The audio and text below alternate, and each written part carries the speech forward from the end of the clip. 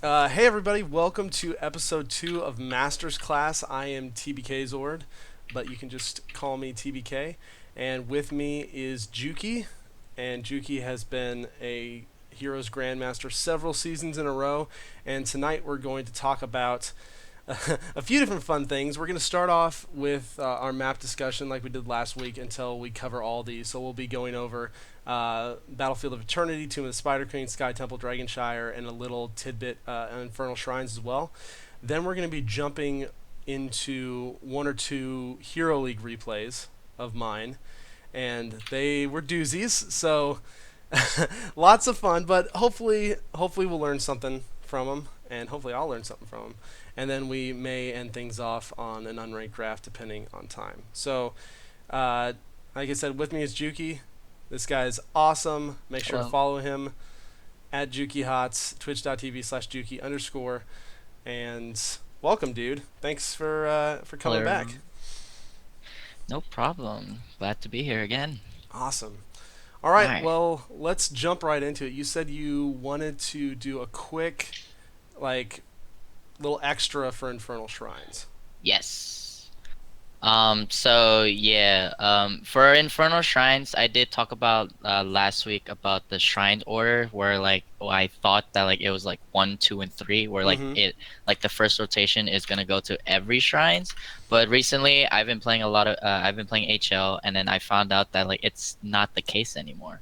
Oh. And I was watching it on the Eastern's Clash as well, and I've noticed it as well. So I came to a conclusion that like this is 100% sure it's like the rotations differently now. Okay. So yeah, again back. It was one, two, and three where like it goes to rotate the first rotations on all of the shrines, and then after that it starts going to the same ones again. But this time it's actually different. I would refer it as to 1-2-1.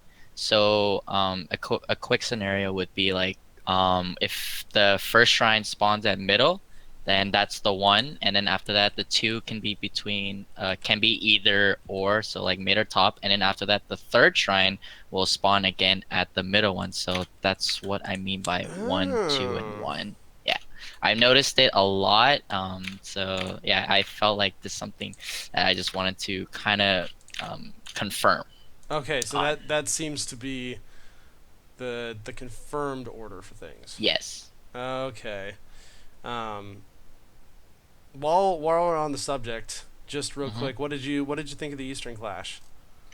Um, I'm a little bit sad that I didn't get to watch all of it, but I've learned some cool things in terms of like the drafts and what the meta is over at the Asia con Asia cons yeah Yeah, Asia HOTS, the Eastern side.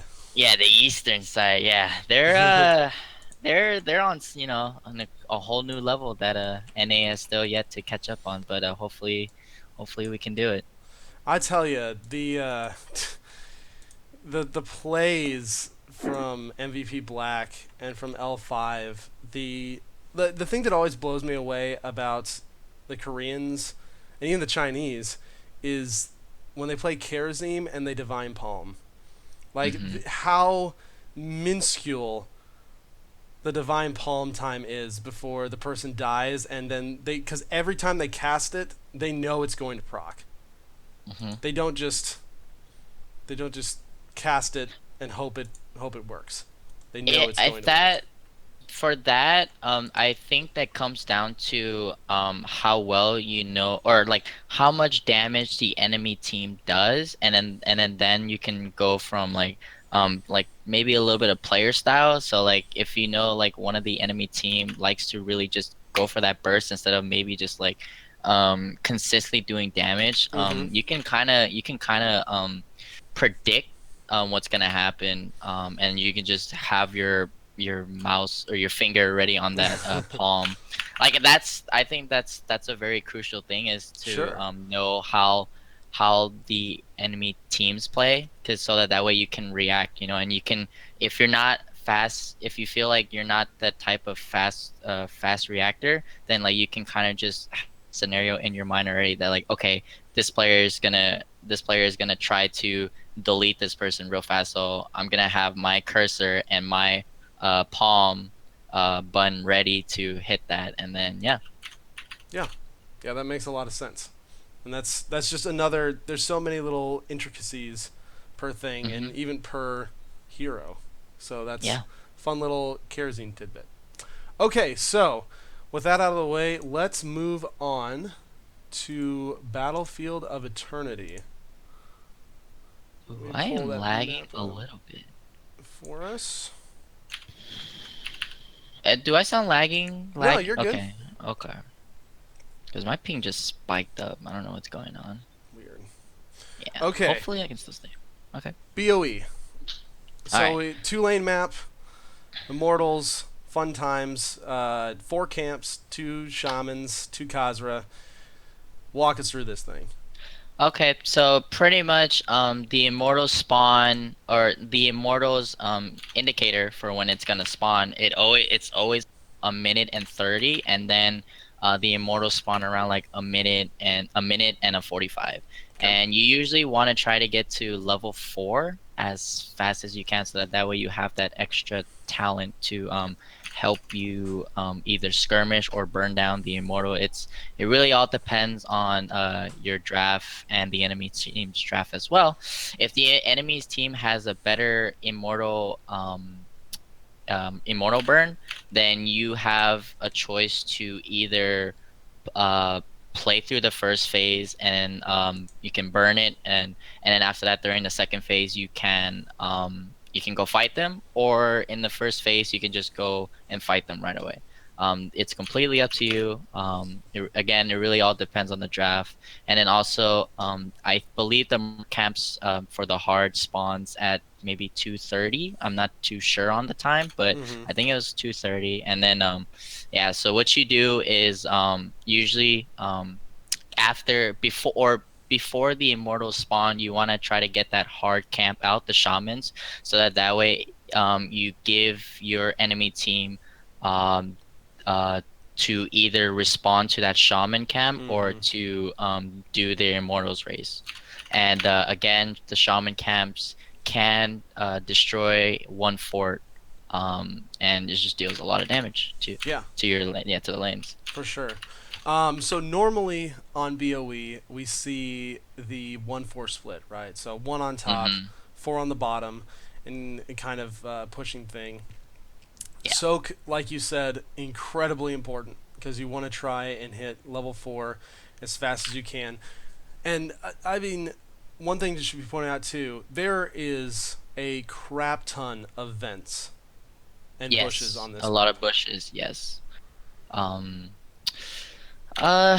Yeah. I mean, those can trouble your team, and those can be very useful. You can obviously use that bushes as an advantage to uh cancel your enemy's team's auto attacks on you Mm-hmm. if yeah things go bad. Yeah, and this is also I love this map for Dahaka. Absolutely love this map for Dahaka, just from a I positioning perspective. That okay, but the thing for Dahaka is that yes, he has the ability. There's a lot of bushes for the Dahaka to Z on, but Mm-hmm. I don't think he would be.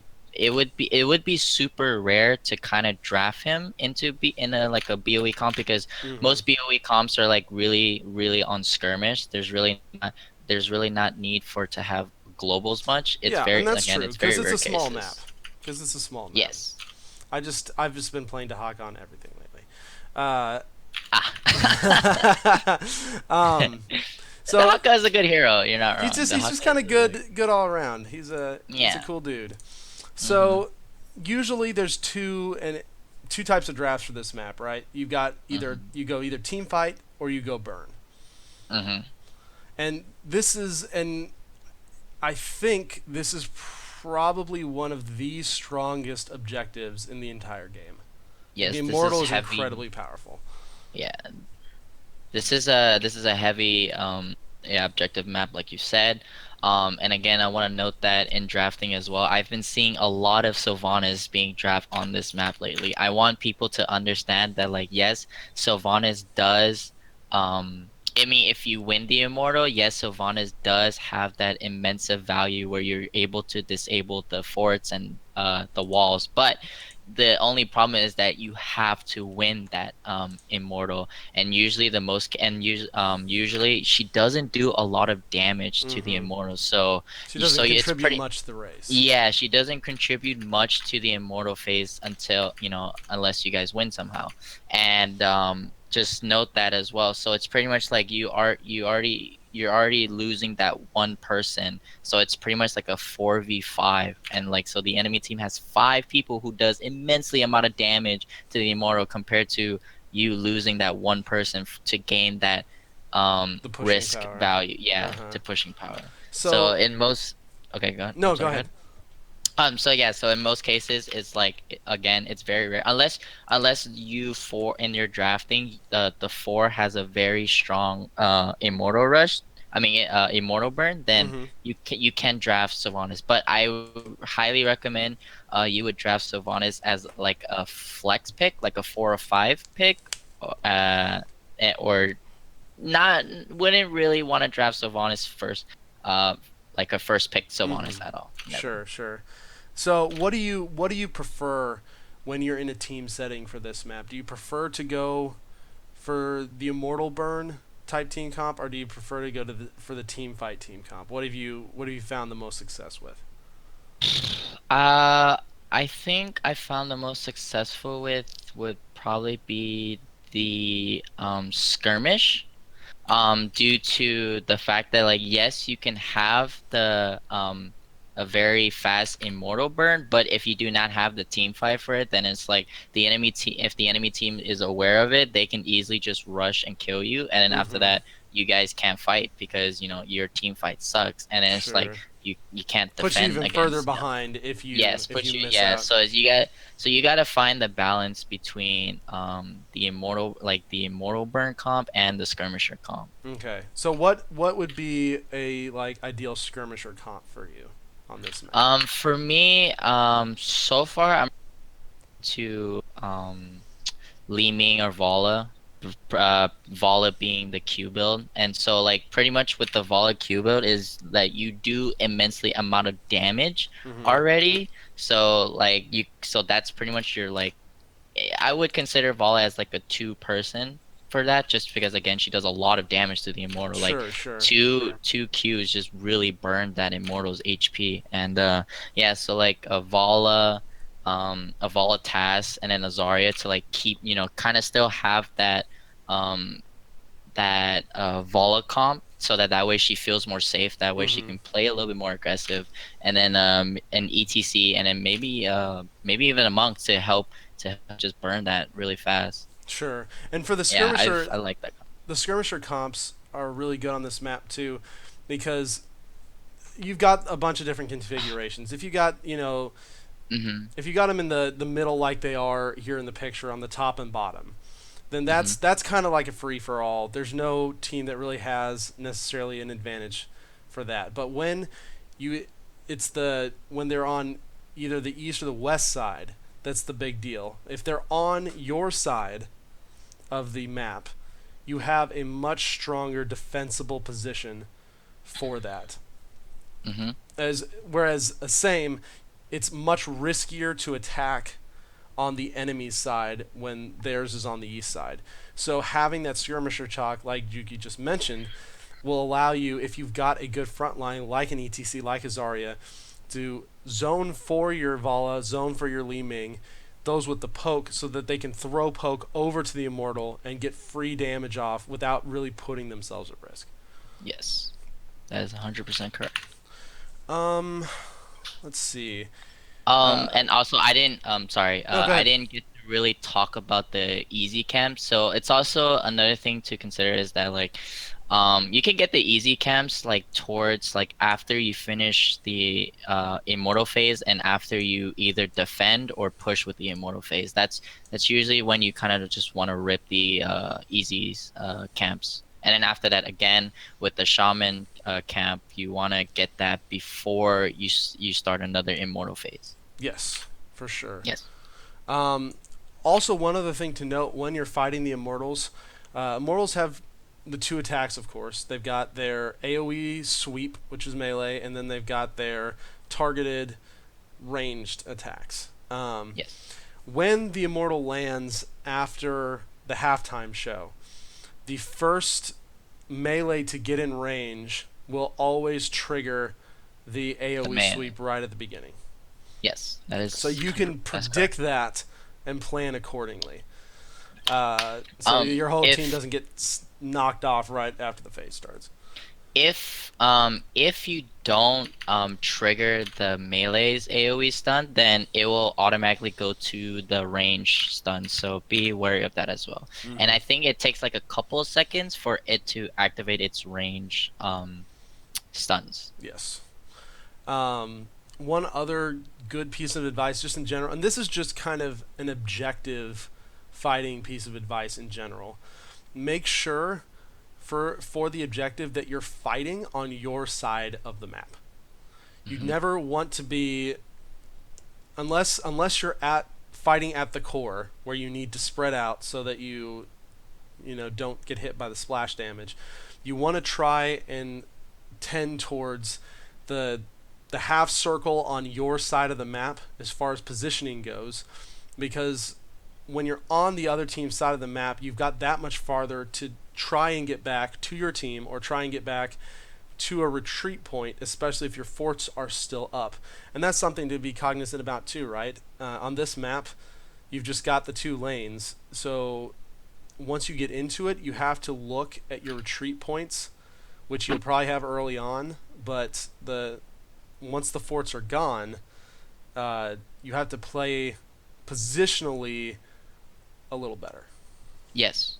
Um, yeah, no, I think that's no, you're correct there. Gotta be positioning is very important. I mean, as usual, it's like you should always be careful of like just your I don't know. Yeah, you just gotta I'm sorry. No, you just gotta be careful of your positionings anyway. Yeah, Yeah. especially with all the vents in the middle. Yes. There's and use those to your advantage too, right? Like you were talking Yeah, about to earlier, you can weave in and out of those to break enemy auto attacks.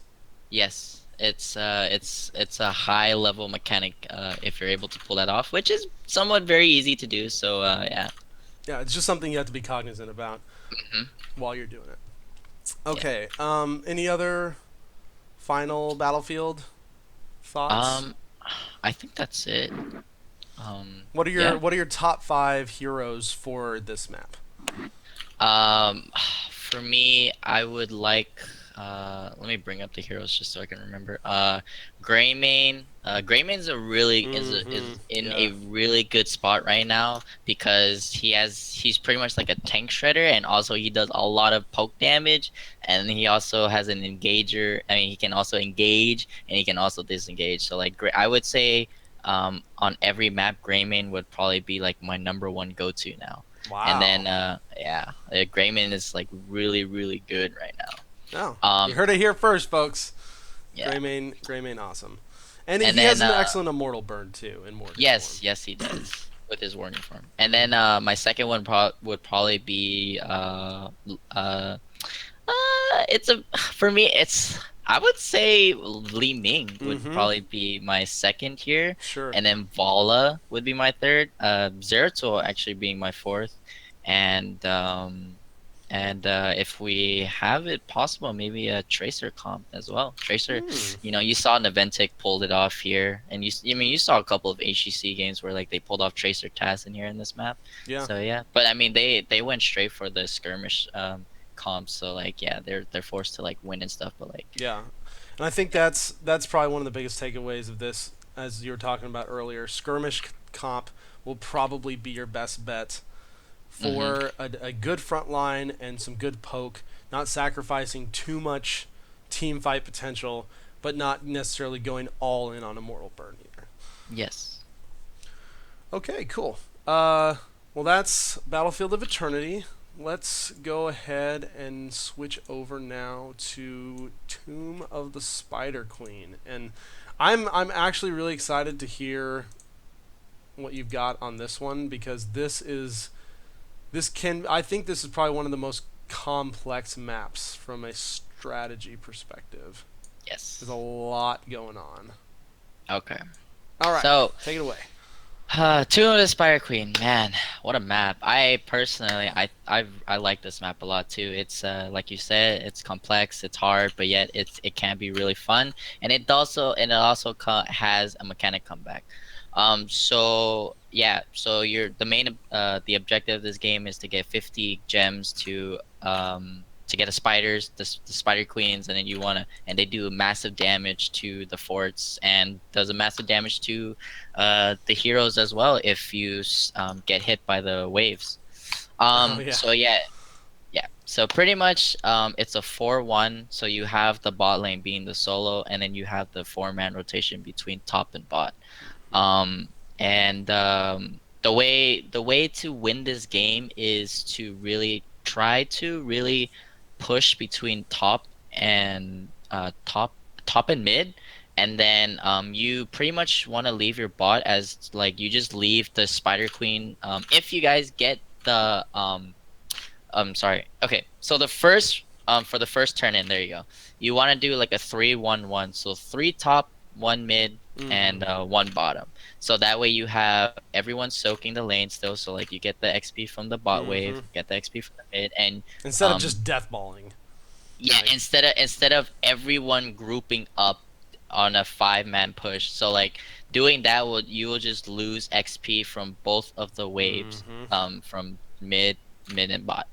So yeah, you want to do 3-1-1, and I say three top is because there is a boss there, Hmm. and that you usually want that to be your win condition. So try to push as best as you can with the Spider Queen for the top lane, and then obviously you guys can start working down. You don't necessarily need to hard push bottom, but you can soft push it with where like you just clear the wave, and then after that, put the Spider Queen as close to the enemy's fort as you can, and also before you get a turn in, like you can always take that bot camp, which helps. So like you just want to Yep, that's leave true. that bot lane. You just want to leave that bot lane push naturally. You don't want to be forced on it. You really want to force the push on mid and top because mid you I would say mid is because you're also close to top, and you're close to have an easy rotation compared to like if Hello? Oop. What happened? Oh, I don't know. Sound just flipped. Okay, we're good. Oh, okay. Keep going. So Sorry to yeah, break your flow. no, it's fine. So yeah, you want to try to push mid and top again. Be forceful about it, and just leave the bot naturally. Hmm. Let it push naturally. Yeah, and that's a super good tip for any maps with bosses. The Mm-hmm. boss, whatever map you're on, if there's a boss lane or multiple boss lanes, those lanes should automatically get higher priority than the non-boss lanes because Hmm. the more you push those up, the greater value your boss will get when you eventually do get to take them. So Hmm. it's just a huge thing. Yeah. There's not a lot of merc camps on this map though. There's only three, and obviously you can hard camp, and then you have the one in the bottom. The camps aren't really important, but they Hmm. can have some value in a way. So the only time that you really want to get the hard camps is when you completely don't have, or you don't have anything much to do, but at the same time it's like maybe if they're trying to get a sneak turn in or so, like you can use that as a distraction, because then it forces the enemy team to go clear that wave, because Hmm. a hard camp can't take a fort again. So yeah, so it's just like if you guys for like it's already you guys already got the turn in for the first rotation, and then so the second rotation comes in for the objectives, and you guys do not have enough, but they have enough, so you can use that camp as a distraction, so that way it forces them out to it forces them to clear the merc camps instead of trying to um turn in the gems. Yeah. Or even the middle camp will counter push the middle web lever if Yes. they get a turn in as well, and that can allow you to focus on just two lanes instead of three, Yes. which is Yes. super That's nice. correct. Hmm. Um, let's let's talk about our main objective. Let's talk about gem turn in. So we've got two turn in points. Gems go up by 5 every single turn in you get. Hmm. So when is your greatest turn in value? When, especially in a team scenario, you've got both the turn in, you've got both the points you can turn in. How do you best control those turn in points? And when is the best time to actually get your turn ins done? Okay. So, like how I mentioned back in episode one, I said that like you want the enemy team to add to you. Yeah, So what answer you to want to you. do is if you guys have a really good wave clear comp, you want to just wave clear as fast as you can, and then as you finish clearing top, you clear mid again, and then after that, instead of going to the go doing the same rotation, you turn in bot turn in. You turn in the Yes. bot side. Yes. And then what you want to do as well is when you have 10, you want to just turn in immediately so that that way like let's say you somehow have 20, it's like, and then you die, then you lose that 20 gem, which is very very crucial, which and it's part of this map where like you kind of need those spider queens to help you win the game. So just from a, and all scenarios are different, right? But just from a Yeah. turn in perspective, how many gems do you want to hold before you go, okay, I need to take a break and find a safe turn in point. And again, this is one of those maps, watching the mini map is always crucial. Always, always, always. Hmm. This is Yeah. even more so because this can really tell you which turn in point is the safest. Yeah. So, yeah, like again, if the enemy team is like in the top lane and they're wave clearing, you want to just you just want to rotate as fast as possible and turn into the bot side. And for each person, I would say like if you have 10 gems, just turn it in immediately so that that way, it's the safest. And it's like if Mm-hmm. you lose that 10 gems, then it's not of a big problem compared to like if you lose 20 gems. Sure, sure. Now, and that's a good, because that's basically 3 waves worth Mm-hmm. of gems, or a hero Yeah. kill or something like that. Um, Also, remember too, and I wanted to point this out before I forgot. If you get into an advantage on this map where you have one or two of the enemy team members down, plus you have turn in, one of the best things you can do to really push your advantage on this. Let's say this is early game, giant camp on the bottom is up, but the rest of the stuff isn't. You can have one person go down, start that giant camp, and then turn in your gems. That way, the camp will stay, and you'll cap it about when the Spider Queens land, so that they can be pushing with it. The same goes for the boss. If Mm-hmm. you probably want at least 2 of the enemy team dead. Mm-hmm. Otherwise, it becomes risky. But you Yeah, send for the one, boss. yeah, exactly. You send one or two people up. You start the boss, and while the other people are turning in, then everyone is forced to react. Okay, if you're smart, you look at the mini map. You see the boss icon didn't disappear. Crap, they're doing the boss. Crap, 3 web weavers are landing. And then that's the ultimate sucky decision to make the enemy team make. Yes, it's very annoying to deal with, especially with the boss and the Spider Queen at the same time. That's why top lane is very high prioritized to win this map. Mm-hmm. And so you talked about the 4-1 rotation. Hmm. So what, like heroes wise, what do people want to be looking for when they go into draft for this map? Vala's a really good round hero for this map as well because of her W, and she can do a lot of damage to a wave. Greymane again being the hero with the cocktail build, he's really good here as well. Gul'dan being also another hero, and Jaina. If is there anything else? Jaina. Did you say Gul'dan? Yes, I did say Gul'dan. Okay, Yeah. And then I love Gul'dan on Zarya this. also being, yeah. Godan is really, really good in here as well because he can like use his E and then just like kind of pushes them out to cancel the turn in, and you're being on the safe side as well, so it's a really good thing. Zarya is also a good hero as well because she has a lot of poke with her Q, so like if you see someone turning, you can just throw a Q in there and you just cancel their turn in. Jaina is a very good hero. She does a lot of burst damage onto a wave and onto an enemy if they're standing on that wave.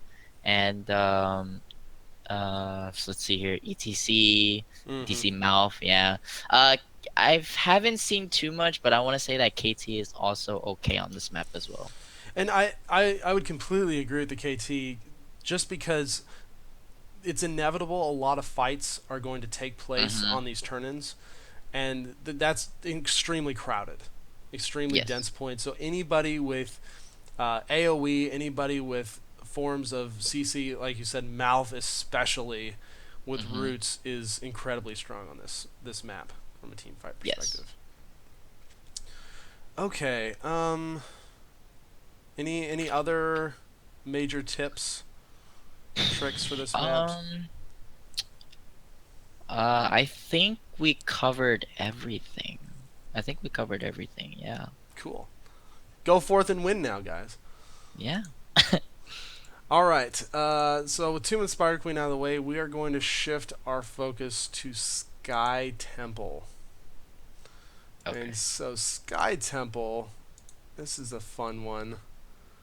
Lots of things going on, and I'm actually really interested to hear your philosophy on the temple phases and such, because we know we got our temple phases main objective, huge map, absolutely huge map. Globals can play a very strong piece of it. Uh, the I believe for temple phases, it's predictable up to the third one. So you have middle and top that activate first, bottom activates, and then I believe it's random. Yes. Okay. In most case, oh, actually, the third one, the bottom one is always gonna spawn, but then, for actually, I feel like I'm It gonna could I'm be gonna have bottom to. top for the third Yeah, one. it could be bottom top or I've it never could be really paid bottom attention mid. fully enough, Yeah, but I will get back to you on that one for next week's to be 100% confirmed. sure. But I know for a fact that it's always gonna be bottom temple, and then after that it's between mid or top. Okay. Yeah. And so yeah, on this map, it's a heavily prioritized global map, due to how the game is being played. So yeah, so pretty much you just do a 3-1-1, three being the top lane, one in the middle, and then one in the bottom. And the temples spawn, I would say a minute and 32. I would have to get back on you on that, but I think it's a minute and 30. And for me personally, I would heavily like to prioritize the top shrine more than the middle shrine, due to if you push significant on the top shrine, you Mhm. can I mean on the top lane, you can get a top four 100%. You can 100% get that top four for free. Okay. And so that's why you start with the three Yeah, on three top. one one. Is you Yeah, push as hard as you can with that top lane, then you take top, because a shrine. lot of people Temple. will go middle shrine just because it's the easiest to get to. And if you have that force on top, then it can become much Yeah. easier to grab.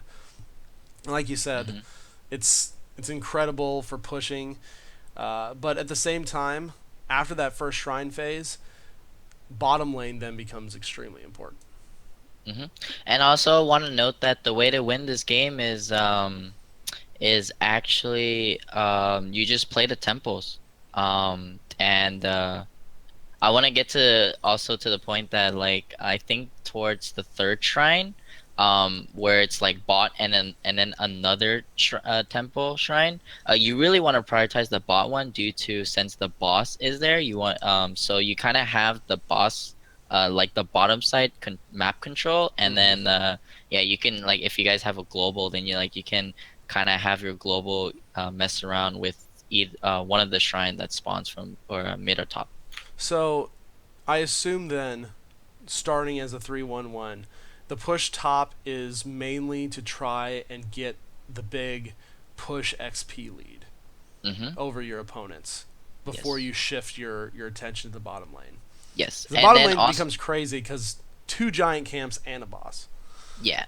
And also, I want to note that I want to let y'all know that after the first shrine, first phase ends, you really want to try to take the bottom camp out first, and then rotate to the top and take that top camp as well. So that way, now you have top being pushed with the merc camps, and you have bottom being pushed with the merc camps. And if you're able to take that bottom wall you can take that fort with the next shrine phase. Okay. Um, that's kind of what I was wondering. So, after the first two temples spawn, you said you want to go around, grab your side giants, so they Mm-hmm. start pushing, and Mm-hmm. then go around and grab your side night camp, so it Mm-hmm. starts pushing, and that's the one you want to try and take that as close to the spawn of the bottom temple as possible, Yes. because you'll get the most value out of that. Because again, that's another split decision of that's all the way in the top lane. It's pushing, and it will push fairly hard. Mm-hmm. Versus everybody's wants to be down at the bottom fighting over that temple. Yeah. And if you're in a position to where like the enemy team is out rotating you, it's okay to give the shrine bottom and just try to double soak between mid and top and just try to get that mid fort if for some reason you weren't able to get it with the first temple rotation shrine rotation and yeah just try to build your way back up with that lead and yeah I think it's that's a good tip really in general. yeah If you're yeah like behind, especially a talent tier or something, and the objective hits, and it's one that is not necessarily the end of the world you lose, like hmm it's the enemy's first tribute, or it's the enemy's, or it's just the beginning. It's just that second temple phase. Soaking in a lot of times will be more important than trying to team fight and having a much greater chance of dying. hmm and I want to note that you really do not want to pass the enemy's fort due to like I said again like the way to win this map really is just play the temples and then just out rotate the enemy team and yeah I mean if a fight happens then a fight happens a skirmish but like the main objective of this game or how to win this game really is just the shrines. Yeah, it's it's not quite as PVE as like Blackheart's, Mm-hmm. but it is much more PVE than Then PvP, yeah. yeah than a lot of the maps. Let's talk about the boss real fast, and let's talk about Mm-hmm. boss calls in general because I think this is something a lot of people would benefit from. Mm-hmm. When do you go for boss? Because as we all know, it has been dubbed the throw pit, and many a game Yes. has been won or lost at the boss point. Yes. Okay. So when you want to get your boss is really you if you can win if you win a team fight and you kill like two or three people that's I mean it's like any other boss map is yeah you just want to get that boss if you kill like two or three people and the other cases is where like if the temple shrine's top and it's only top then like and you for some reason are out of position you guys can just call that rotation and just get that boss and Instead just of the note that temple. yeah instead of the temple and then just note that as well that the bosses do get stronger as when you capture it so like a 7-minute boss is a lot weaker than a 15-minute boss. Sure.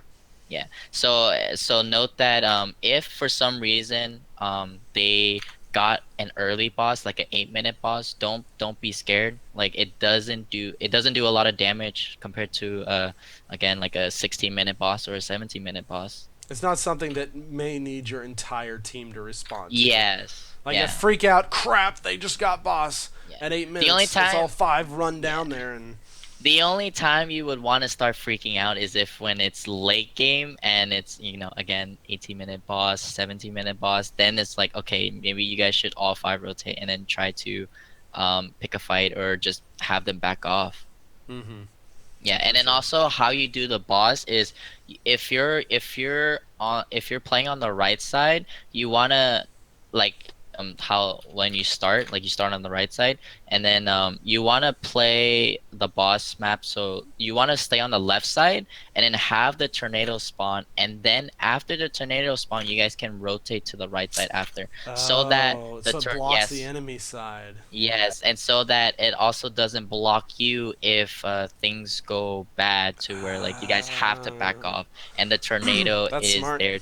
Yeah, the tornado is there to either help you or just have you having the easier way of getting out of escaping. That's a really good tip.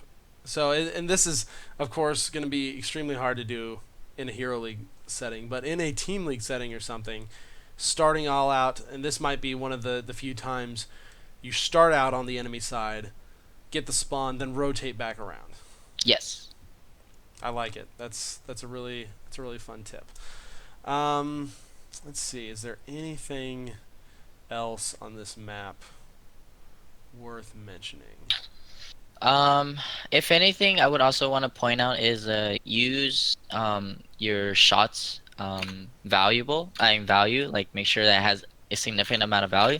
So like let's say you win a fight, you don't immediately have to go to the shrine. You can Mm-hmm. just push that lane first, and then after that, if it gets to the point where like you can't push anymore, then you guys can back off and then just start capturing the shrine. Like try to use the shrine significant as much as possible, because it doesn't go to, like, let's say it doesn't go to all of, like, let's say bottom shrine, and then you guys take the bottom fort. It doesn't go immediately to the bottom keep. It goes to the middle fort, and then after that Yeah, goes to the it'll top. clear all the Like, forts yeah, it first. clear all the forts first, and then after that it'll go back to like the bot keep if you're doing it the bot shrine. So yeah. Yeah, and that's a super good point, and especially strong while enemy forts are still up, and if you're in a position to take them, or if it's like the middle temple, then you have easy access to both top and middle, to Hmm. take out as much as you can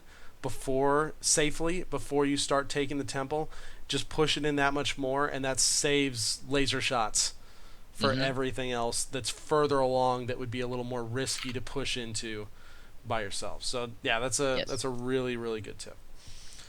Okay, I think that's it. Yeah. top heroes on this map, globals, Dahaka, Um, the Falstad. Haka, yeah, the Haka Falstad.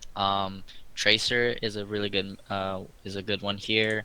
Li Ming Vala. Illidan is an okay pick. You don't really see much, but Illidan is an okay pick here too. Zeratul. Let's see. Um, Valera is also a good one here as Hmm. well. Um, So why is Arthas. Valyria good? Just So pretty much you just play Valera like Zerto, where like you okay. try to, yeah, nuke someone out as fast as possible. I'm not really too uh comfortable, not, I wouldn't say comfortable, but like too knowledgeable on exactly how to play Valera yet. Like I'm still working on her, but Mm-hmm. like yeah. And then So the also whole note pick that, off mentality. yeah, Yeah. yeah. And then also note that Arthas and Anubrak has been buffed, so like they're really, really, really good to just pick up right now as Really well. good. Yeah, like really good. A hint, guys. Like as Anubrak and Arthas are really good pickup right now, and also Ragnaros being one of the heroes where like you can take the fort, and then after, instead of the shots being on the fort, like it'll just take to you'll take the damage Mm-hmm. for it. So it's also another good hero from that. And you just reminded me, for the few characters that have it, this is one of the very few incredibly strong mule maps. Oh yes, right. Mules can be annoying, but at the same time, it can be a high risk due to just, not having a cleanse against a CC comp can be very, very annoying for your frontliners or your your damage dealers in Mm-hmm. general. So the only time you want to really pick a mule is if the enemy team doesn't really have much of a CC and all they're like strict on just skirmishes and stuff like that. So like for example, I a Vala Zarya, Taz, Zeratul, and then a Murdener. So I would probably recommend getting a mule kick for that against a comp like that. But that's just a random scenario. It's not Mm-hmm. a every time it's gonna happen. But Unless you're yeah. Abathur, then mule, mule friend. Yeah, I wouldn't really pick I wouldn't really pick Abathur too much for this map just because again that just that body number is just very very It's crucial. rough. It's rough, and Yeah. that's why we just don't see Abathur Yeah, much you don't see right too now. much Abathur. It's just having the soak potential is very strong, but Hmm. missing that fifth body, especially pre Hmm. 10 before Ultimate Evolution, is just Yeah. so rough. So Hmm. rough. Okay, cool. Well, that is Sky Temple, guys, and now let's move on to our final map we're going to talk about tonight, which will be Dragonshire. Dwagonshire. Sweet. Okay, so Dragonshire, fairly straightforward. Uh, So yeah, Dragon Chariot, you got 2 points top and bottom. The four, and then you got like a four, so like a four-man rotation between mid and bot, and then you got your solo laners up top. Um, just note for this game as well is whenever it's the exact same thing as for when you capture a boss. So like a 2 minute let's say like a 3 minute dragon is a lot weaker than a 15-minute dragon. mm-hmm. So that's why this map usually takes forever to end the game. And also it's because like if you think about it, the map is kind of wide on its own. So like it's gonna take a while, and you do have like a minute and 30 or 2 minutes to for when you guys have that dragon control. So like be wary of your times and also use your time efficiently when you guys have the dragon. Yeah. So on this one, uh, for me, I usually, if your team can grab the first Dragon Knight, Hmm. um, you usually want to be targeting towers, towers and walls, Yes. towers and gates. Like you're very seldom will you get a fort off of first Hmm. Dragon Knight, and it's Yeah. almost in a lot of ways better to clear as many towers and gates as you can with the first one, because Yeah, for that the then XP lead. yep, the XP lead is huge for the towers, and then that opens up the enemy forts for engagement later on. Hmm. And also note that taking the well with the DK is also a good value as well. Yes. I don't see a lot of people doing it, but for me, my opinion is that like again, if you're able to take the well with the dragon, it has an immensely large value. Yeah. Because again, this you don't die from the from being in the dragon, so like you're safe to take that well. But Yeah. in most cases, it's like after you take the middle wall, it's like you can usually go between mid and top, but most cases I've seen a lot of DKs just go top to help your solo lane win that lane for you. And Mm. then after that you have like Yeah. three people pushing hard on the bottom lane. And that's good advice in general. I want to point out targeting wells, and I think we talked about this a little last week. Targeting wells before forts in a lot of cases, because especially early game, if you can get the enemy's fountain down early on, they are at an immense disadvantage in that lane. Hmm. It's absolutely huge because you will force them to be for the Yeah. just about every scenario. Um, Yes. and like you said, top lane very low priority on this map. Bottom lane Hmm. super super high priority. Hmm. Three camps. um yeah. Three camps. Yeah, actually, yeah, bottom lane is prioritized due to the camps, and usually want to get those camps out after the first phase of the dragon is done. Um, actually, I played this game a lot of times, but I never noticed or realized it. But I'm gonna have to go back again just to be 100% confirmed. But I don't think you can take a camp while a DK is being active, right? I think Yeah, I I think they think they just disappear. Yes. they all Okay. So disappear. I think yeah. So yeah. the only one curse they don't disappear, No. and black Curse. hearts they don't disappear. It's only It's the not ones many. where yeah, it's only the ones where that you're being able to control the objectives really. Mm-hmm. So for example, Garden of Terror and Shire. But yeah, in most cases as well as like after the first phase, you want to grab that bottom easies, that siege camp, and then after that you want to rotate to your camp, and then after that you have mid and bot being pushed immensely hard on the enemy team. Um, but that said and done, I think that's really it. This is kind of straightforward. It's really on macro play, and like it really comes down to like how well you can out rotate your enemy team. And again, globals can be highly prioritized in Mm-hmm. this map. You can have a false dad being in the middle lane, and then you can have like a strong three-man bottom lane, and you can have like a Dahaka top. So like a false dad can just fly up top and then just kill that one soul laner, and then false dad stays top, and then Dahaka can just go back bottom. So now they're at a disadvantage of 4-1, so they lose that soul laner, and then you guys still have that soul laner soaking, and yeah. Yeah, and in a lot of ways too, if for some reason you're having trouble controlling both shrines, don't. Like, Yeah. all you need to do is control one shrine. Yeah. Try not to prioritize. I mean, try not to get, or sorry, how should I say? Actually, you said it correct. It's okay. It's okay to not get two shrines. As long as you have one, it's perfectly fine. It's okay. You don't need to worry about it. And yeah, again, the moment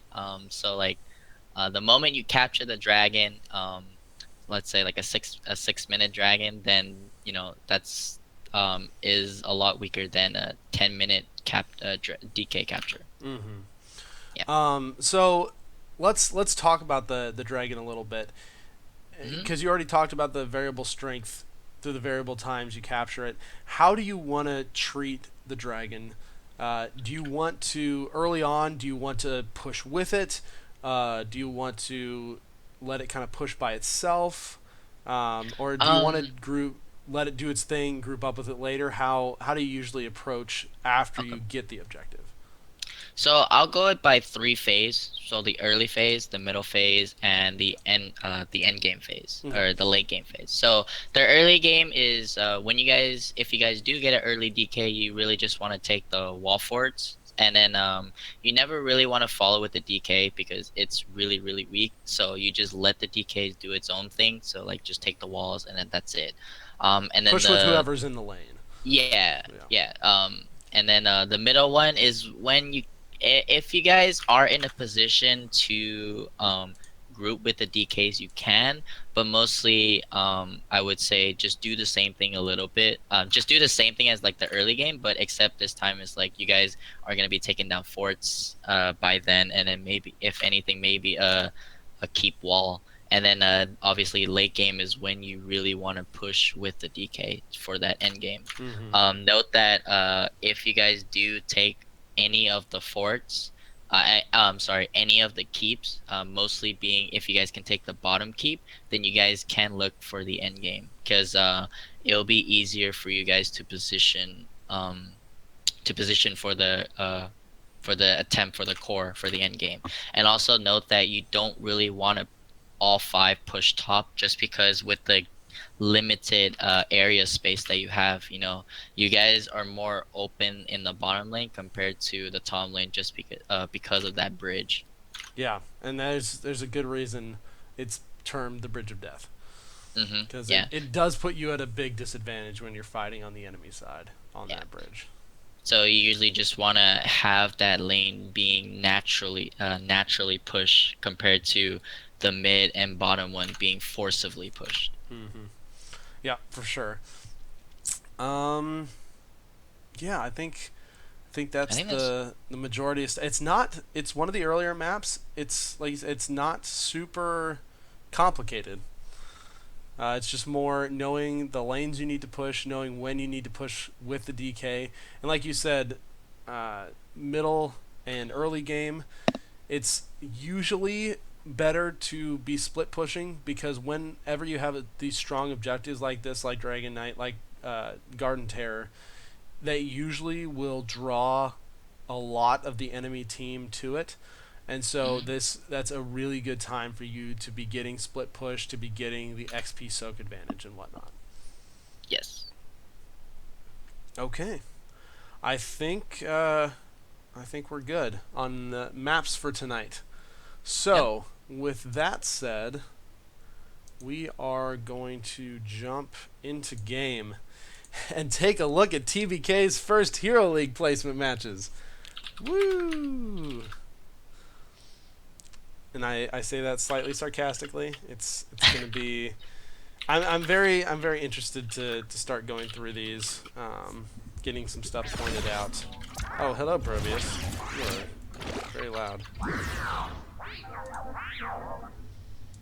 Okay. Good old Windows 10. Constantly changing my volume back. Alright, so let's get our party going here. And let's take a look at our first game, which was Tomb of the Oh, Spider. Oh, uh, let's try it again. maybe make the lobby first, and then after that, I'll join. Okay. Here we go. Let's try this. There you Alright, go. let's make you host. We'll All switch right. on over to that. And then you can start it up whenever you're ready. All right. 3, 2, 1. Or that can do that too. I forgot about that. I forgot about that. Okay, so as this loads up for this game, the blue team, the enemy team had first pick. The blue team banned Ragnaros and Jaina. The red team banned Lucio and Rhaegar. I was fifth pick, and so as such, I was required to flex. And Mhm. the flex in this case for good old TBK turned out to be Brightwing. Um, Give me 1 second. So yeah, uh, Brightwing. I wouldn't really say that's the best support pick. It was Um, rough. d- yeah, due to well, beforehand, do you have all of the supports available No, for you? so Okay. Lucio, Rhaegar were both banned out. Mouth Hmm. was picked higher up. So basically, that leaves you with Medic, Brightwing, and Lily. You didn't have medic? Oh, wait. So Hello? my reasoning for not picking Medic over Brightwing was the enemy team comp. I felt like with ETC, Mouth, Muradin, Valera, Medic would have been a pretty sitting duck, especially considering that my team had very little peel. Um, yeah, that's very true. Um, I wanna point out that drafting is very, very important Yes. in this game, Heroes of the Storm. So like I would say like 60 to 70% of this game is heavily on drafting, and 30% would be on the The playing actual mechanically mechanical playing the play. game. Yeah. So, as much as I want to say, obviously they had a better comp, but they do not have a a blow up comp. So Mm-hmm. usually with the ETC mouth is like they're looking to blow someone up, but the fact that they went Murden, Sylvanas, and Valera, they don't really have that much. And with you having Arthas, Greymane, being really the top priority right now. I think you guys had a better hand, but at the same time, it is a little bit risky for the gray main to play. Yeah, Engage. play engage. So you kind of have to play like the Pokemon. And also, you guys got a Rainer, which Rainer is usually like a late game hero. Mm-hmm. So overall, you guys do have a better late game comp. It really all depends as well as to how you guys play the early game, and hopefully that like you guys do not lose um a lot of forts. I mean, like with this game, it's like if you guys still have your keep, you guys can still win the game. Um, and yeah, so oh, we're gonna start and see how things goes here. I'm gonna fast forward. Just Whee! we can get in. Battle begins in 10 seconds. 2. Let the battle You never seen a Brightwing move so fast.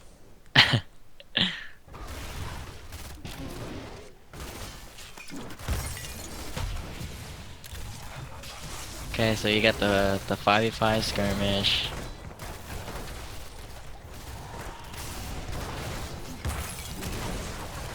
Um, okay, that Greymane is wild. That Greymane is wild. I He's do pretty not, bonkers.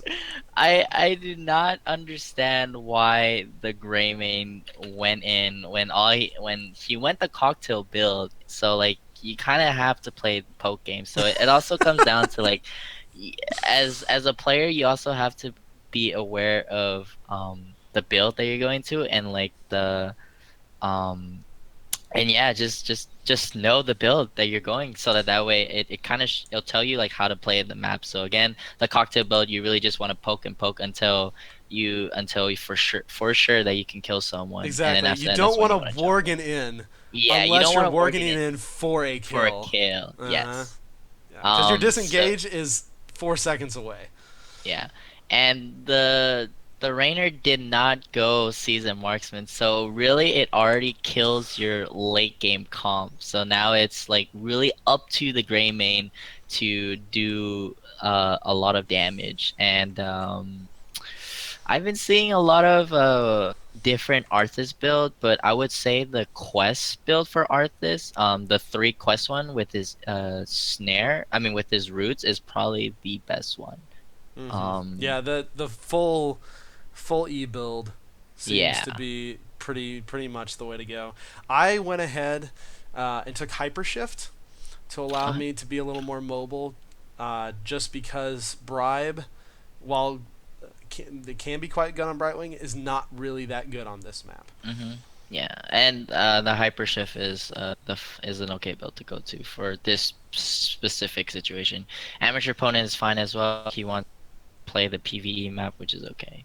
So we're gonna continue on to the replays.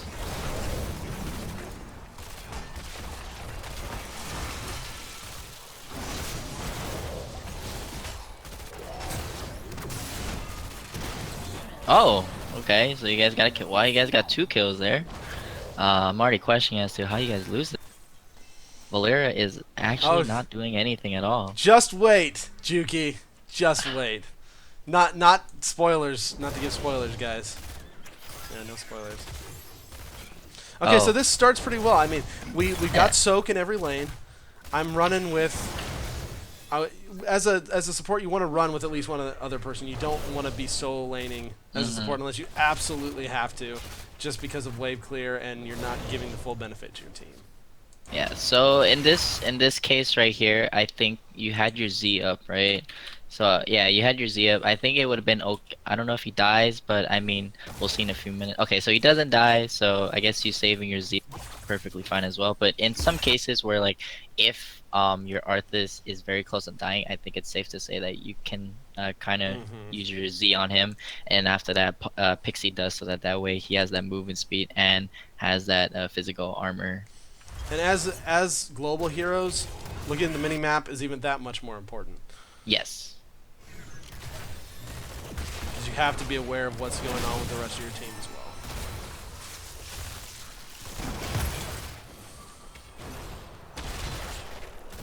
So I'm moving back around to soak mid. That's fine. You They're have that just- global, so it's like you're there in the spirit. Bottom's getting ganked. So at this point already, when someone dies, you kind of want to have in this scenario, it would be either you going to the bottom lane and just capturing the soak. You don't have to fight them, just Mm-hmm. get that soak, or you just want to have like either Rain or Greymane go bottom Yep. and soak. But I feel like in this case right here, it would be you just because you have that global. So whenever Artanis comes back to the lane, you can just Z to one of your enemy. Someone I else mean soon. to your teammates, and then yeah, you guys will have that 4-man back again. It just has to be that like your other three players have to play a little bit safer since the healer is gone to go. So which you did go do, so that's good. But the Rainer's positioning is a little bit wild, so that Greyman's fine. And here comes the question mark feeding question mark. Alright, Arthas getting ganked on top. This feels like my HL somewhat. It's absolutely insane right now. Yeah, bottom, we get the gank Oh, on... okay, yeah. Yeah. Get the gank on Sylvanas. I didn't pop up because I saw Sneaky was going to live. That's fine. Go back to middle with Greymane, heal him up. Because Artanis is now soloing bot again. And this is... Okay, and this is... Oh, let's pause. okay. This is my Okay. bad. This was terrible positioning on my part because I am in front of my assassin. You never Yes. should be in front of your assassins, especially when there's a Valir on the enemy team, especially when you're Brightwing and you're super squishy. This Yeah, this no. death was totally my bad. Yeah, no, I 100% agree with that. Never do this. And also Never do this. I mean, I kind of understand a little bit as to why you went up there. You wanted the gems, but sometimes it's okay to just give up some Give of up the a few gems, you know? gems. Yeah, give up a few gems. Because by doing that and being up there, you say oh Greymane, Oh, oh Greymane. Greymane. And Just also watching note, this again is painful for me. and also note that I think you had like 10 gems. So while you were rotating right here, you could have just turned in, and then after that, go middle, because Hey, your the Greymane was in 10 an gem okay rule. position. Yeah, the 10 gem rule. I think you had 10, or I think you had a little bit less. I think I than had 10. 11. Oh, okay, then yeah, I think you should have definitely turned in, and then after that you go to your Greymane and heal him and all that sort. So Sad Rabbit comes up. Looks like I think he rotates back down. So it's still good. I poured in on the Greymane to heal him up a little bit. And when the enemy team has a stealthy like that, you have to just inherently play a little safer if she's not showing on the map. Yes. Like this. So I got the polymorph off onto Valera. Keep her from following up onto the Rainer. Turn-ins going on. Again, and so far the game's going fairly decent. Yeah. The game is alright, but again, so after that lane is already pushed, you want to just immediately back up and try to regroup with your, try to just regroup with that 4-man if you can. If not, then you can just stay behind the wall or stay close to the wall, so that way you don't get this scenario where like an ETC ETC slide with a mouth Their root. 4-man. Yeah, because yeah. their 4-man is 10 times better than the 4-man that you have. So I Yep. think it would have been better if it was just Arthas, Rainer, and Greymane top, and then you being in the middle, and then you safe soak and then they safe soak as well. So and then if something goes bad in the top lane, you have that Z to teleport yourself in and then just do whatever needs to be done. But yeah, their 4-man is 10 times better than yours, and with the bush advantage, you have that that ETC slide with that mouth root is just very, very. And again, this is very powerful. From a positioning standpoint, Rainer was out too far. Yes, Raynor was out too And that's far. why he ended up getting picked right there. And that's why he's And dead. there's literally nothing that can be done for that one. So yeah, you got the 2-man pushing bot. He's just waiting. And I'm trying to save soak as much as possible top. Rotation kind of moves mid. Arthas is trying to stay safe-ish. But now we've got 2-man Lyra.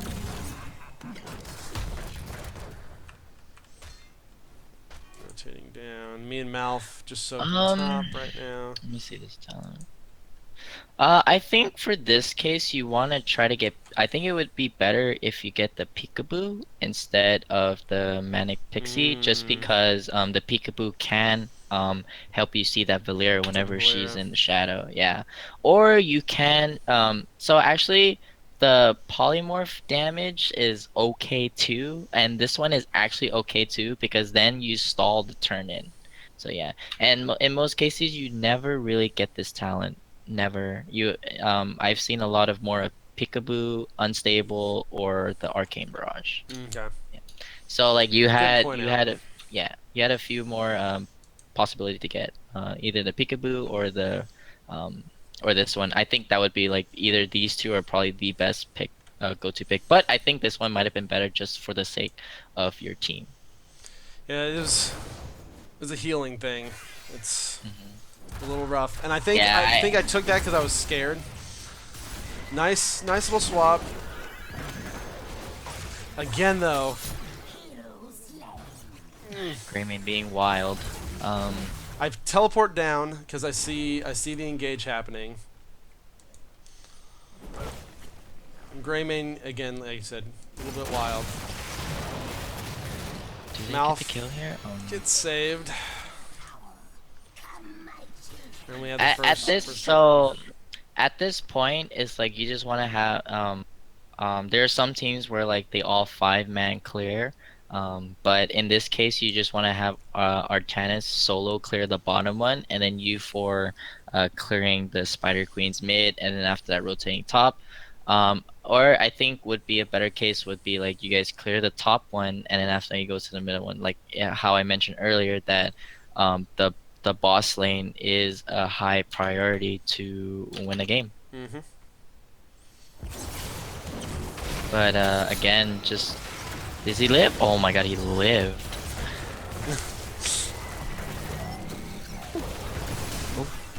Polymorph there to keep her from going back, but we just couldn't follow up on it. ETC went in a little far, but it was ended up being a 1-for-1. Yeah, again, and also note that when you're playing with an ETC, like you guys clumping up like that just really It gives that exacerbates ETC, things. yeah, Yup. a 5-man slide or so. Feels really satisfying. Try your best to be separated as best as much as possible, so that way your ETC doesn't get that 4-man or that 4 or 5-man slide. Yup.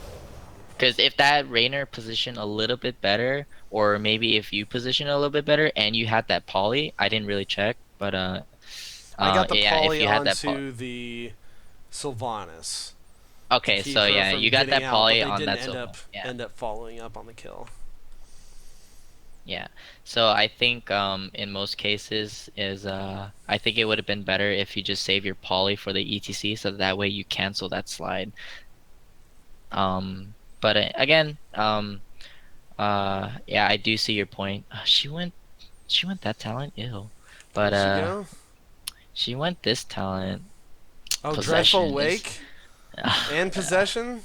Oh my gosh. You don't want to take this talent because you never want to E aggressively to kind of disable a tower. You want to use your E to get away. And It's kind of a trap talent. yeah. Okay, let's continue. Arthas, you are just out in the middle of everybody and you're dead. So right now, I went bottom lane so that we would have soak bottom lane and clear bottom lane. At this point, they're up about a half level. They're pushing mid. Mid just basically needs to play safe. I'm getting bot cleaned up, and once I clean that up, I can then teleport to another lane. They're not being super aggressive yet. It is over for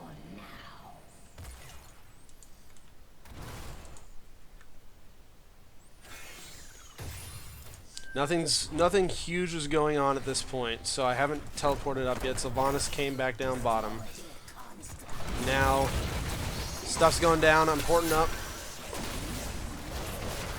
Polymorph onto Bello. Nice kill.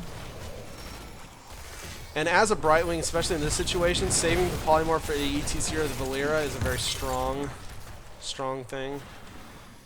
And then this is our turn in right here. Sylvanas, unfortunately, because I had to teleport up for that, is now going to push this fort down for free.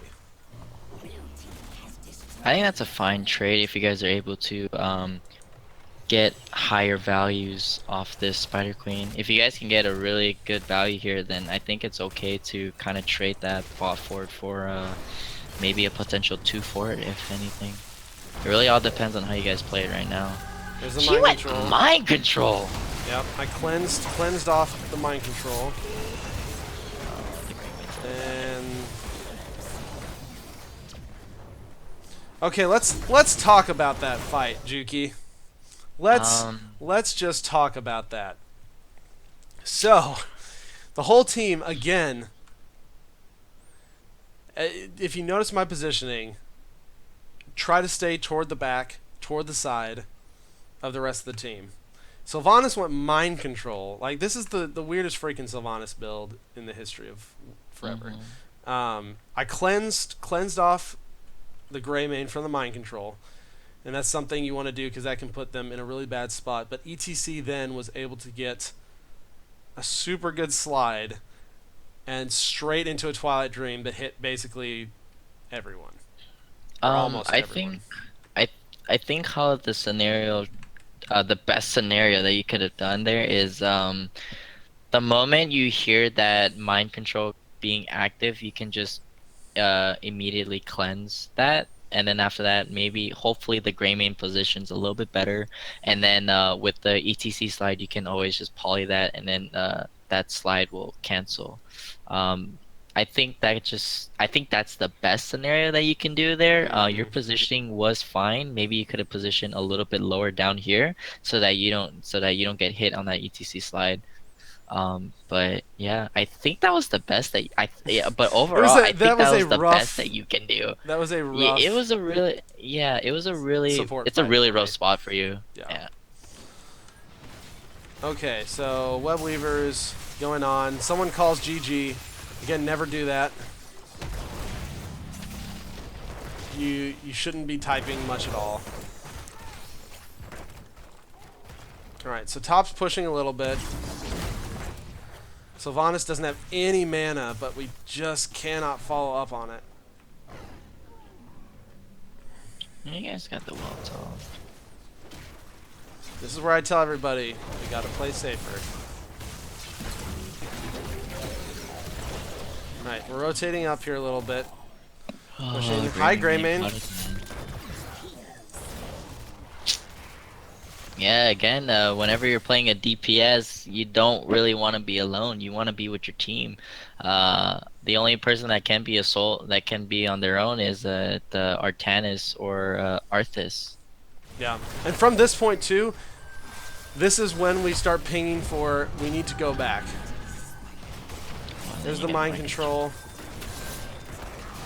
and I get blown up on there. So we ping the retreat.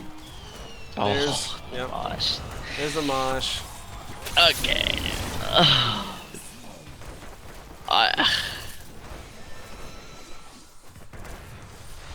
Yep. So that whole fight was more we should have, as soon as Greymane died right there, we should have backed up. Yep. We should have backed up immediately.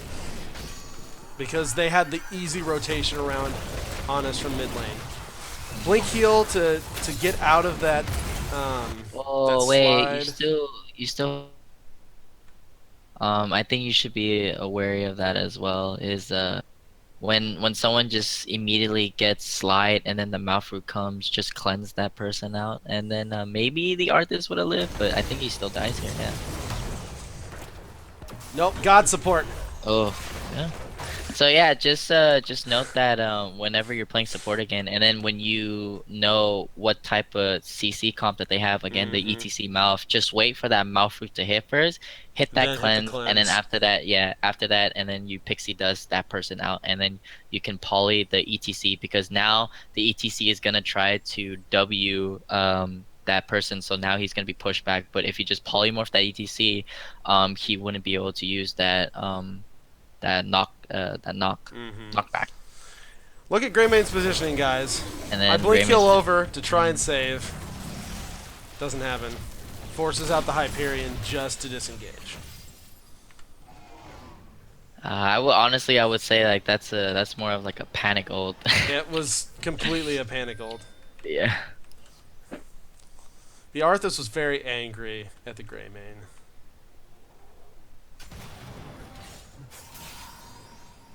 This is again why you shouldn't type in games.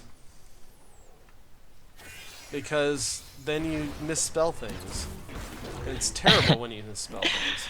It's I mean it's fine to like type in games, but like you can't be typing out negative things, you know? You No. gotta be Yeah. yeah. No. So like if you You know want to if you keep have keep yeah. them to like small, like nice NJ for nice job, or GJ Mhm. for good job, or come, or but most of your communication should really be done in pings, or you can type when you're dead. Yeah. All right, so enemy web weavers again, and we're starting to look a little rough. This is about 2 level deficit at this point. There's the mind control. I cleansed out of that. Lyra's there. There's another Twilight Dream, another Silence. At this point, I'm basically popping around to as many people as I can, throwing pixie dust out, trying to save people.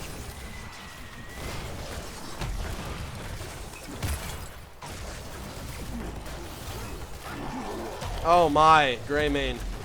This Greymane stressed me out so much.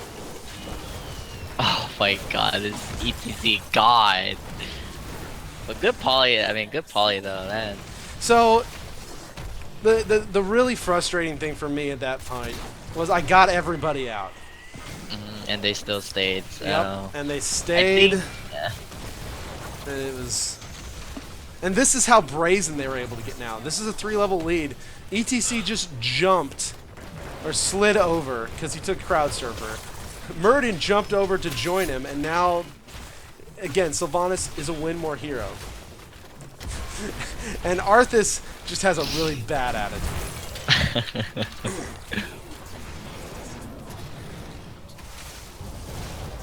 There's the root, mind control. I'm not even close enough to do much of anything. Cleanse out of it a little bit. I'm trying to do as much as I can, and he actually gets out. Oh, you guys get a kill? Result. Nice. Okay. The chase is real. Okay, so I come over here to clear this because XP. They're missing ETC right now, so I can Z in if I need to with the rest of my team. We're trying to get gem turn in as fast as possible, and I'm trying to clear bottom as much as I can. I ping top because oh crap, go Greymane, do something useful. While me and Raynor decide to do this, and so this is a really good time to do this for us right now. Because we don't have enough gems to turn in. We need as much pressure as we can. Let's just get it. That's a correct call here. I mean, I think this phase, you guys did everything that you should be doing. Apart from being 3 levels down. Yeah. At this point, we've got our 6 death Greymane and our 5 death Raynor. The little bit soul crushing, but you press on. You press on because one good team fight later can can do a lot. At this point, though, you want to do nothing but safe soak. Yes. They don't have the gems turning. You want the lanes pushed up towards you because then it's harder for them to get gems and allows you to safe soak. And the only objective on the board right now is boss. They haven't made a move toward it, so you need to get to 16, or at least I guess at this point we need to get to 16 ASAP. Yeah. And also, I want you to know that every time you have your Z up, as a Brightwing player, you should immediately go to another lane and try to soak that. Safe soak it to be precise for Sure. this given situation. But in globals in general, as a global hero, is you should always be soaking somewhere else because you have that global presence instead of being with your team here. Yeah, and you walk to it so that you're. Yes. Oh, there's the mind control.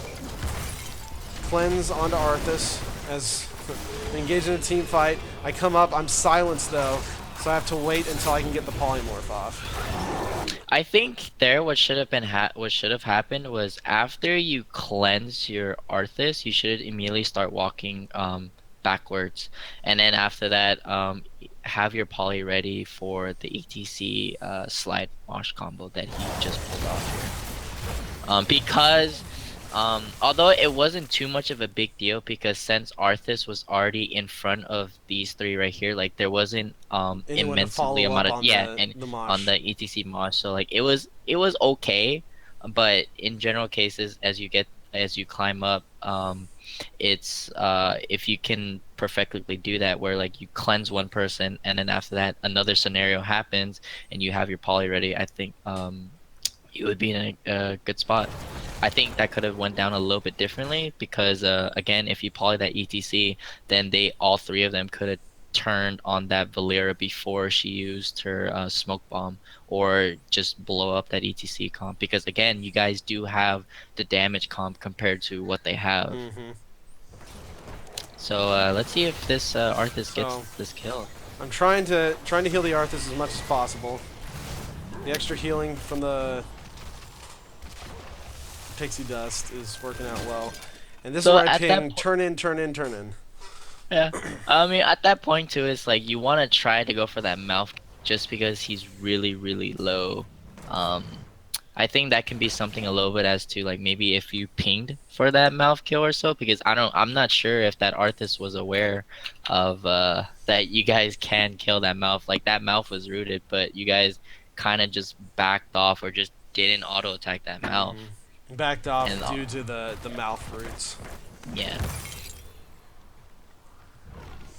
Also Okay. note that this mouth went moon, so he's going damage mouth, not healing mouth. All right, so we're in a 5-man right now, which is probably where we need to be at this point. Level 16, we're caught up in talent tiers. Web Weaver's I coming. think right here, yeah, okay. So this is a great call. You want to push with this because right now, again, your win condition is top lane. Yeah, you lost your keep here, but like you have your Spider Queen to kind of clear this wave, and you have the Spider Queen to clear this wave as well. So you guys have pressure on both lanes, so you guys do not have to worry about anything else. In other cases as well, is before you turn in, you could have just pushed mid a little bit more, so that way your Spider Queen can be right here. And there's nothing much you can do here bottom, but mostly you could have had your Spider Queen here, and then this was a fine call. Like the spider position right here is a fine call. All right, everyone's fairly clumped up. So again, remember, ETC, don't want to be clumped up too much. Mind control, cleansed on that. Lyra shows up behind. And you can see I'm trying to stay behind my tanks as much as possible. Oh, I think you need to be positioned a little bit more back. I understand that you want to stay near everyone so that way they can stay they're near you for the heals. But in most cases, as well as like you Brightwing is really more of a secondary support, not a main support because she doesn't have that significant heal as like a mouth heal or a medic heal or an RO here. heal. Mm-hmm. So yeah, you want to just stay back, and then you want to use you kind of want to play more of like a utility support. So like if an ETC slide, you want to just poly that again. If someone needs that, if just keep in mind that the cleanse range is really long as well. So if you position a little bit back, and that Arthas needed a cleanse, like you could have cleansed him from a distantly good Mm-hmm. good range from far away. Sure.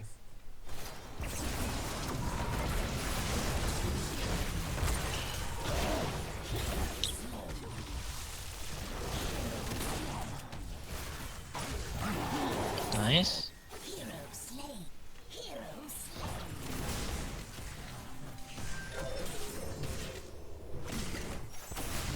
slain. Everything's going well so far. Oh, Yeah. never mind. Valera, Never mind. Valera blow up. So, okay, so this is a wipe, and I So ping, that's I very good. ping the Yeah. keep.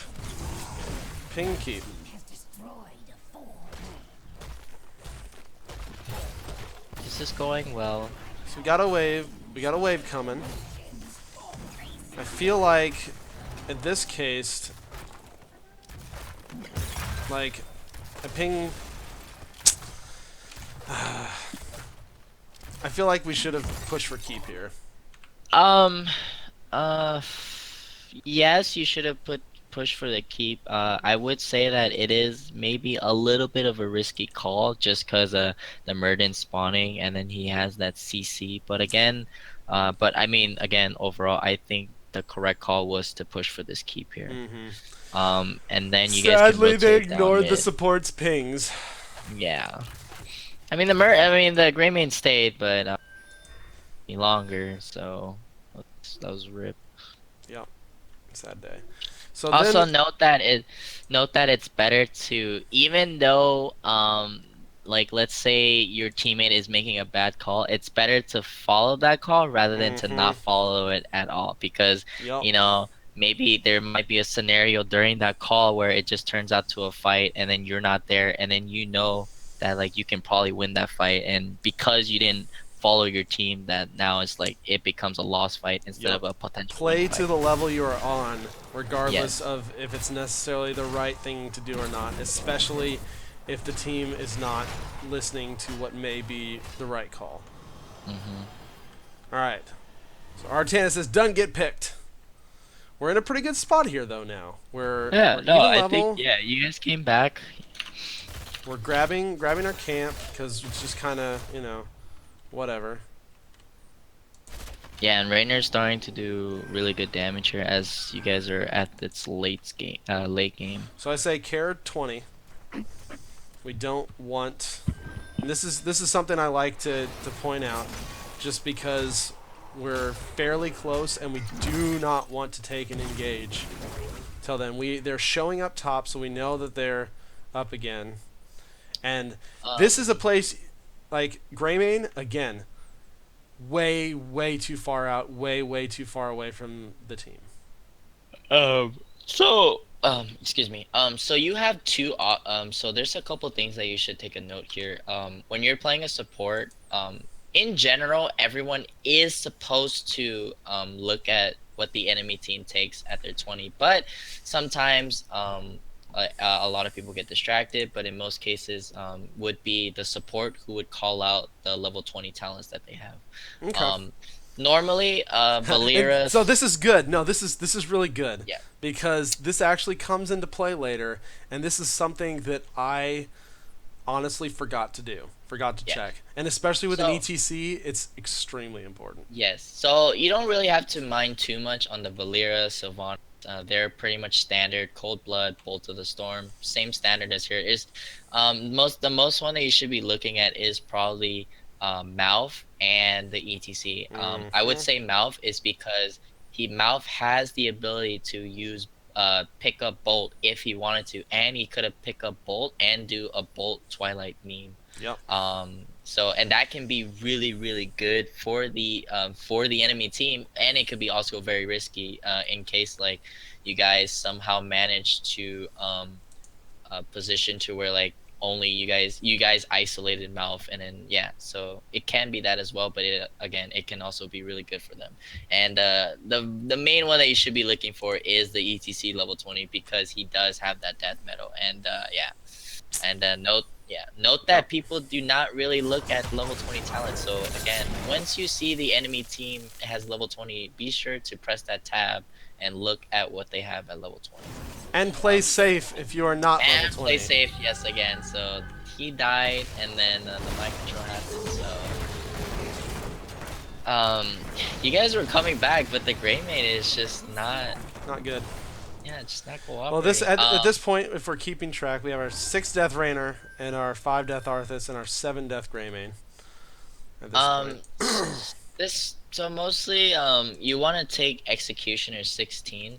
So the thing with this combo right here, and as to why I say this comp is better than them, is not because of well, because of Rainer as well, but not the core, you know. So like with the Gray main, Executioner 16 as well. Oh, and he also take Executioner 16 as well. And you guys also have a heavy CC tank, which is Arthas. So like if you proc that slow, if you proc that root on Which is with the basically Arthas, like if Arthas is on them, yeah, Executioner will get value. yeah, we'll get immensely large value. And also, I've seen a lot of people take this talent as well. It's okay, but you can also take that other talent, Running Wild, which increases your range for when you engage and when you disengage.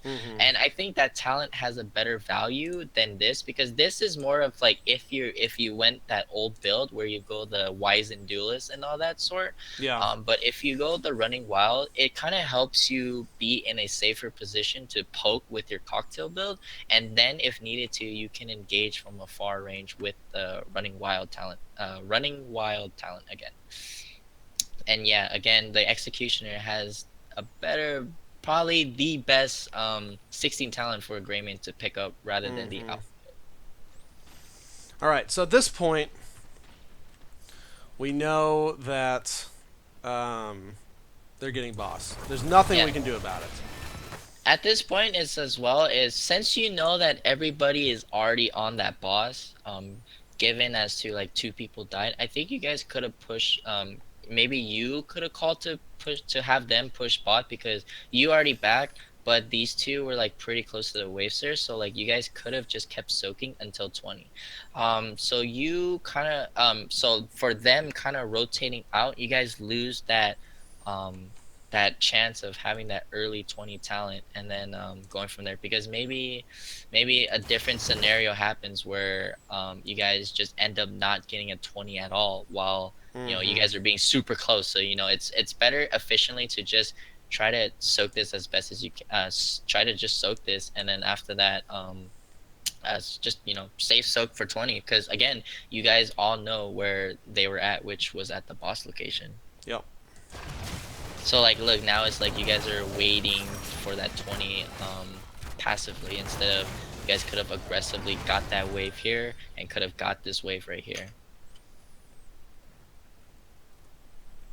Yep. Which is soak, because we're that close to 20. Again, don't talk in chat. This is completely He not helpful. definitely did not need to use that Hyperion on that boss wave. Yep. And again, maybe that extra 20 can help you kill this boss a little bit faster. Note that as you level, your stats increase by 4%, I think, or 10%. I forgot. I'm not too sure. I think it's 4 for most things. Four, yeah, right. Okay. So yeah, like you get that little extra damage, when you're 20 compared to your level 19 damage. So you guys are 20 to 20, but they already have the turn in. I think it's safe to say that you guys have to clear so the bottom lane is being pushed very, very far. So you we guys don't have to worry about that.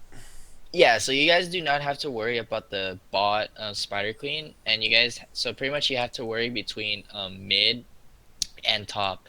And at this point as well, I think it would be safer to position the middle one just because yeah, there's no fort, but it's gonna go straight to your core. So you really want to try to get that first, and then after that, if you guys can rotate and get your top one. Mm-hmm. Note that it's okay to kind of sacrifice this keep because again it's not the end game. The only end game for them for them now is to if you guys die, um obviously.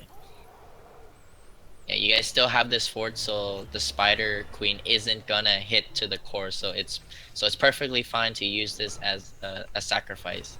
So it's better to clear the uh, Yeah. mid spider. Yep. And this is basically um, clear as much as safely as you can. But if a team fight does happen, you just want to be careful. There's the mosh. There's the polymorph on the mosh. Mind control cleansed off of that. Trying to heal as much as possible. The ETC. And this is where you need to look at level 20 talents. Yes. I also want to know for the Greymane build as that it's a lot better that you take the human splash. I forgot what's it called, but you take that human Yep. splash and then yeah, if Yep, you yep, again yep. if you go that executioner, like you do that So much wave splash clear. damage. Yeah, so much wave clear, and you proc and the human splash procs the executioner. So whoever's in that range for that human splash will take that executioner proc.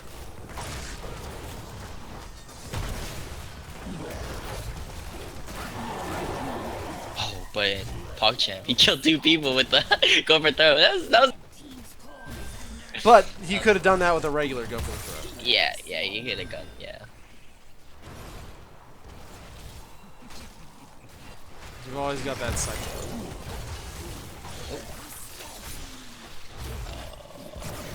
No. slain. So you guys do save the core, but at this point as well is you guys want to have the have the lane push and you just oh no. Red team double. Yep. Is this the end?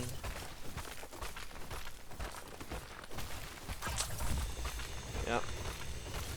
Lear did good work. Oh.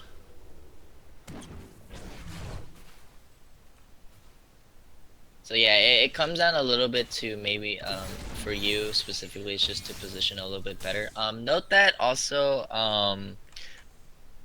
this is an okay talent to take against a heavy mage comp, and yeah, I mean yeah, like I said, it's okay to take it here just because they have the CC change. But I think if anything, I think Ice Block might have been better for you in Mm-hmm. terms of you can if that ETC slides or like you're Or in a Valera. shitty position. Yeah, Yeah. if you're in a shitty position, you can just Ice Block that, and then after that get out.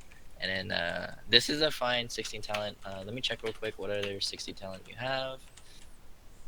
Also, note that the duration as well is an okay talent to take.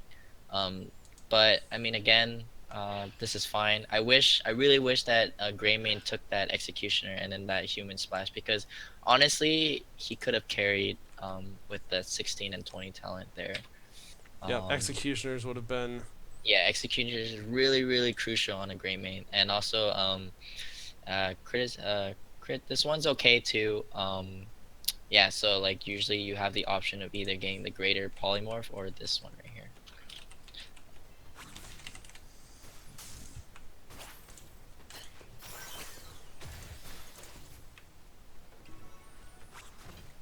At this point, though, it's pretty much over. Rainer's sitting in base. Is there any? Let's go faster. See if there's anything.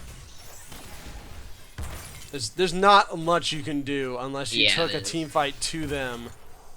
Yeah, so at this point as well is once that's a really good point to point out as well as like once you guys spawn, it's best to really push the lane out as farthest as you can, and then after that, try to meet up with them and fight. Because the moment they step right here is the moment where the game is pretty much over. Or actually, like right here past this fort is pretty much over. So Mm-hmm. like you really want to group as 5 and just go find them and then kill them. Because if you guys do happen to do that and you guys do win the fight, you guys can go through top, get that fort, and then win the game.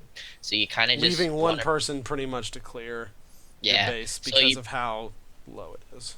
yeah. So pretty much is you kind of want to pray that like all of them are like kind of top side. So that way, if you win this team fight right here, you guys are in a lot closer to getting this keep and ending the game compared to like if you guys were to find them right here and win the fight due to the death timers.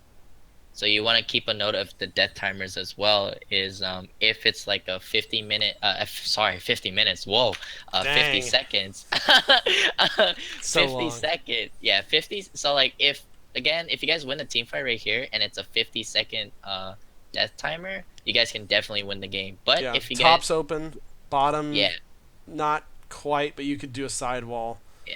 And then, but if you guys do win a team fight here and it's a 50-second death timer, you guys' best chance is to just take that keep and then after that go clear whatever is being pushed into your to your core. Yep. At this point, the Artanis tries to tell me what I already know. They come around. Arthas is all by himself. Oh, Mind control. yeah, you don't. Mm-mm. Again, never be alone in this type of situation. And you Especially knew this that they, late. yeah, this late in the game as well. And you knew that they took this siege camp, so then you gotta know that They're like okay, coming. they took it. Yeah, they're coming from the bottom side, you know. So like if let's say like they take this camp right here, you'll know that they're gonna be in the middle side, like kind of like middle side to bottom side. But the fact that they took the siege camp right here, you know that they are 100% in the bottom lane. So you don't ever wanna go out. You know, the farthest that you can go is probably I mean, it's just you just want to stay behind this wall right here, this imaginary wall right here, since the Mm-hmm. wall is taken down. Or better yet, just stay behind this fort right here. Like, there's literally no reason for you to go out, to try to clear this. Like, the lane is already gonna push towards you, and like Yep. it's and with the comp that you have again, it's very easy to clear the wave. Yep. Yep. So now they can basically just do whatever they want. At this point, yeah. Hyperion goes down. Polymorph out of the mosh pit.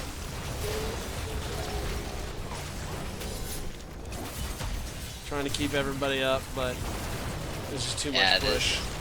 there's nothing else you can do here really. Again, they apparently forgot that there's death metal. Yep.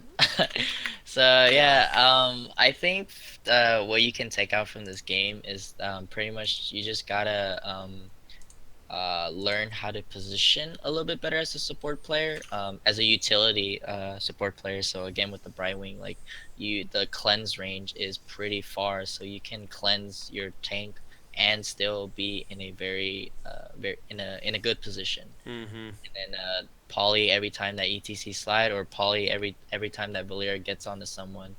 And I think other than that, that was legitimately the best that you can do for that game, because it really comes down to your DPS and tank. And your DPS was wild.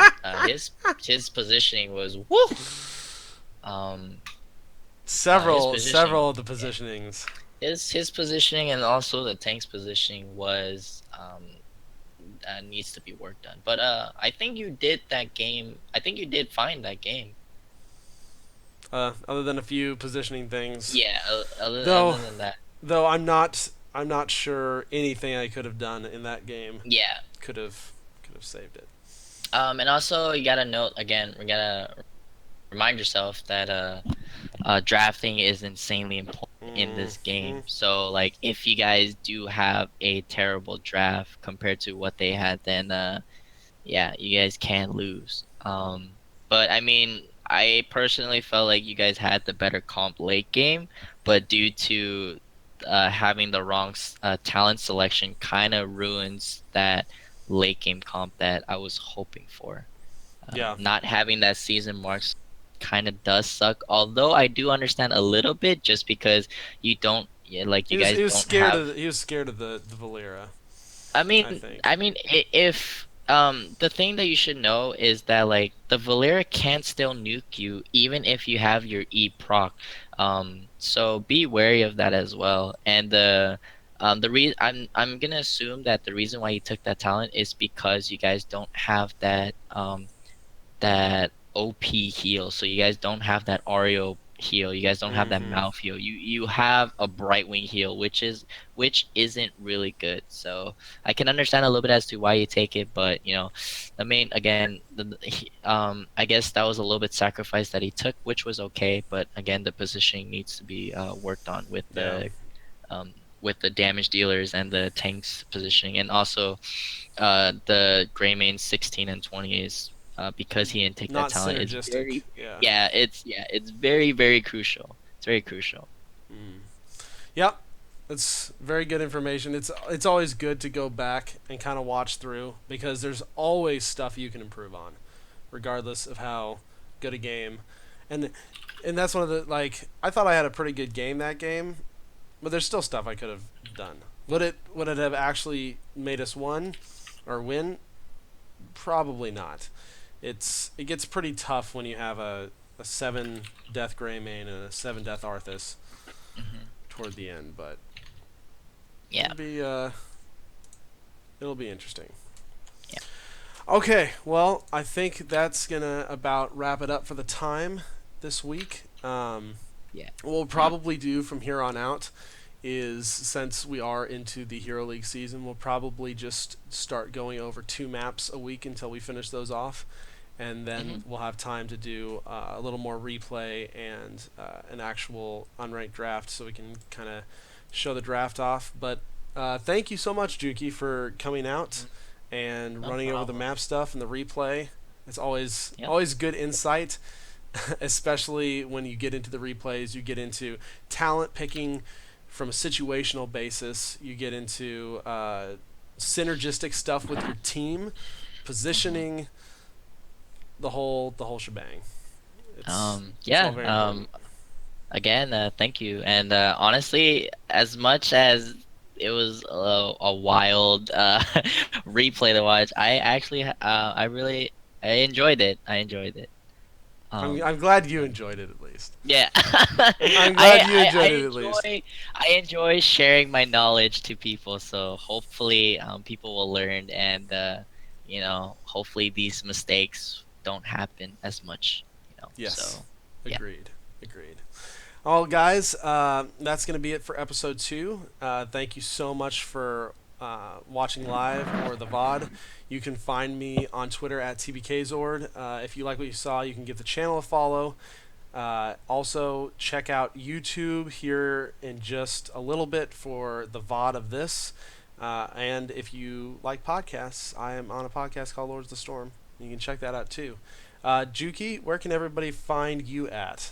All the places. Y- so you can find me on Twitter, Hots at Juki Hots, or you can find me on Twitch, Juki underscore. I do stream every weekdays, but I think for this week my schedule might be a little bit different due to the HGC opening, and I do have some RL stuff to take care of. But I will try to stream as much as I can this week. Cool. Yeah, And guys, go check that out. There's some good games, good knowledge dropping. Yeah, good time. So make sure to give and his channel Clown a Fiesta follow. games. Yeah. Yes. My Whew. stream, I can I can let you know that my stream is a little bit different. But it's mostly out of entertainment, and so yeah. I mean, I'm comfortable to doing both as well. So like, you can come and chill, and hang out with me, or if you guys have any questions, you guys are more free and welcome to ask me anything. But mostly I would be there for entertainment purposes. Yeah. Excellent, and it is very entertaining. Yes. Thank It's you. very entertaining. All right, guys. Well, that is it for us. We will see you next week. We may have a slight schedule change. I still need to talk to Juki about it, as I'm going to be on vacation this coming Sunday. So we'll talk about a possible reschedule on that, and we'll make sure to let everyone know through Twitter and all the normal channels. But until then, have a wonderful night.